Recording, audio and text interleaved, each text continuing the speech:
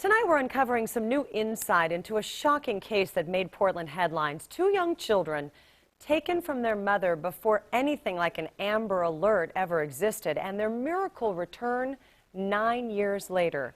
Well, now that family is reaching out to the very man who took the children halfway across the world. Amy Frazier has their story. We were there in 1985. As mother Sandra Booker welcomed back to Portland the children she thought she'd never see again. It was a homecoming few imagined.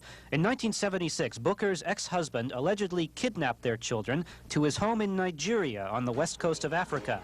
10-year-old Izogi and 11-year-old Uyi, who now goes by Caleb, had been gone 9 years. Is good. Is good. Food is good. Now adults, Booker's children are seeing this video for the first time. It was a wonderful day then, and today is another day that I can say that it's another miracle, how God is unfolding this. What's become a story of forgiveness through an unexpected reunion this month with the father and ex-husband who took the children, a man the family hasn't seen since 1976. At the time, they were going through a divorce after enduring what Booker describes as years of abuse. July the 17th, 1976. He picked them up at 10, and he was to have them back at 5. When he didn't, oh my God. He had taken their children 8,000 miles to Nigeria, left them with his sister, and disappeared.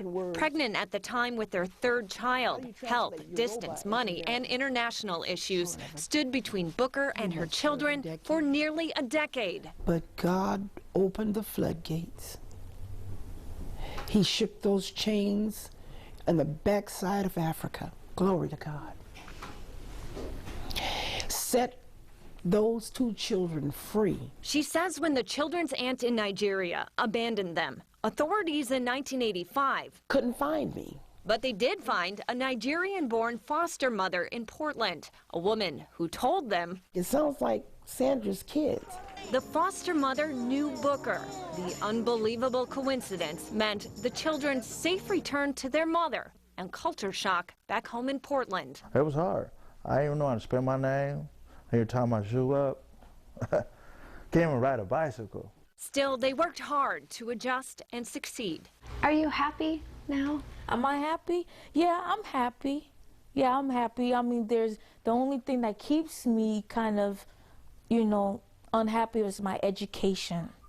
Because when I lived in Africa, I didn't have it.